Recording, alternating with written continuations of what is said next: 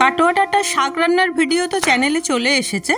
আর এই যে ডাঁটাগুলো রেখে দিয়েছিলাম, আজ সেই ডাঁটা দিয়ে বানাবো পাঁচমিশালি নিরামিষ তরকারি। প্রথমে ডাঁটাগুলো পরিষ্কার করে নিয়ে ডাঁটার আঁশগুলো এইভাবে ছাড়িয়ে নিতে হবে।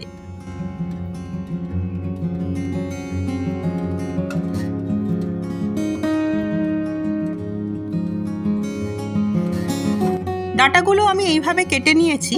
আর নিয়েছি ডুমো ডুমো করে কেটে নেওয়া দুটো আলু আর একটু বড় করে কেটে নেওয়া 500 গ্রাম কুমড়ো।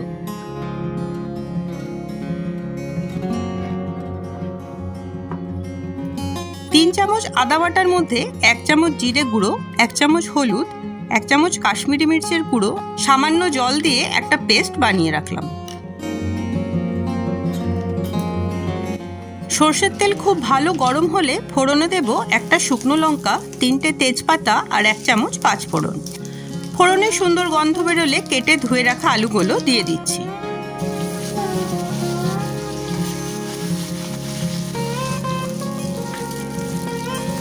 তিন থেকে 4 মিনিট ভাজার পর দেখবেন আলুতে হালকা বাদামি রং ধরেছে।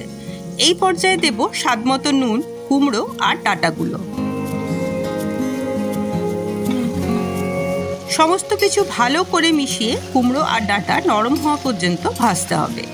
আপনারা চাইলে এই রান্নায় কাঁঠালের বীজও ব্যবহার করতে পারেন। 2 থেকে 3 মিনিট ভাজার পর এতে দিচ্ছি বানিয়ে রাখা মশলাটা। মশলার বাটিটা ধুয়ে সামান্য জলও এতে দিয়ে দিলাম।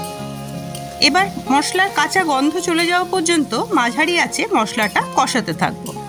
মশলাটা হালকা হাতে কষাবেন যেন কুমড়োগুলো ভেঙে না যায়। এই রান্নায় আমি 1/2 চামচ চিনি দিয়েছি।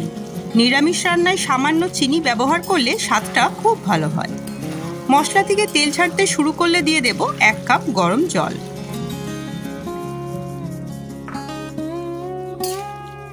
সবকিছু মিশিয়ে ঝোলটা ফুটে ওঠা পর্যন্ত অপেক্ষা করুন।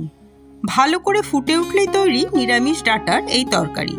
গরম ভাতে পরিবেশন করুন এই নিরামিষ তরকারি।